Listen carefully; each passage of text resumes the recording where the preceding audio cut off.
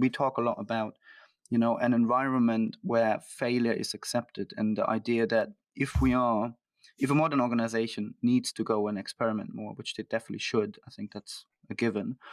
But in order for experimentation to really work and to do like a couple of hundred experiments, you need to be able to accept the failure as a value, or a failure, or be okay with that there is a failure, and then move on and go to the next thing. How do you talk to leadership of the management to basically challenge that, to basically challenge that there is a bias essentially on success and failure and all these things, and how do you twist it? Because it's interesting again, and we keep referring to that a little bit, to Richard Chataway's podcast we had with about behavioral science, and talked about lots of biases that we all have, but leadership rarely acknowledge that they have a bias themselves.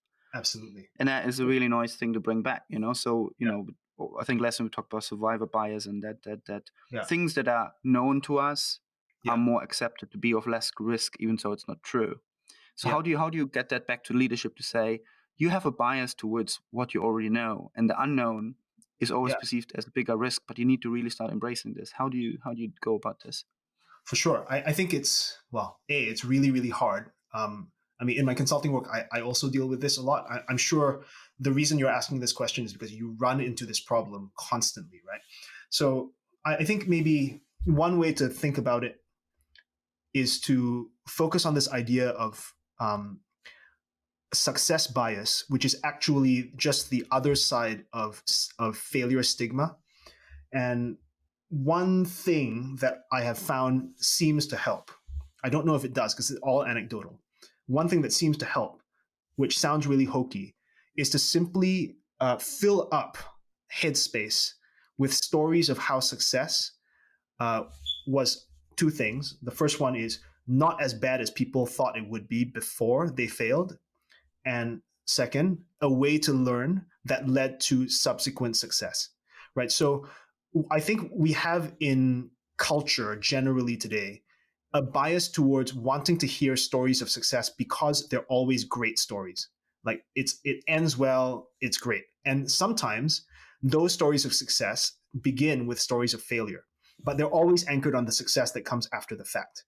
Now, what we probably need to do, and this is now again culturally, but you can think about it in the organizational context as well, is we need to instead build stories that are anchored around failure, and then on the back end of that, talk about how the failure leads to success, right? So it's just a change in emphasis. And very practically, I think this is what leaders need to do. They need to model behavior inside organizations, because if leaders don't talk about how they have failed and therefore succeeded in the past, they are not going to get the senior management to do it. And if the senior management's not doing it, then the junior management's not going to do it. And if the junior management doesn't do it, then the people below them are not going to do it either. So I think just to sort of like re-say what I just said, it's that we tend to tell stories that are anchored on success and then kind of throw in the failure as a way to explain it as an afterthought. I think instead, what people need to do is they need to build stories that are anchored on and explicitly about failure, and then throw in the success as an afterthought, as a way of justifying it. And that leaders need to do that first to make it okay for the rest of the organization to do it as well. And if people start to tell these stories about failure being on the path to success, it will become less bad to fail. Now, the other thing very practically that you can do is you can stop incentivizing success as much as we do in corporations today. Like, we generally give people bonuses for success. We don't give people bonuses for trying things out.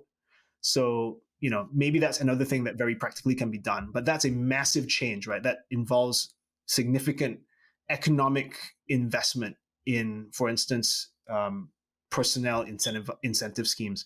So I'm not sure how practical that is for very large companies, but certainly I think it can be done in small ones.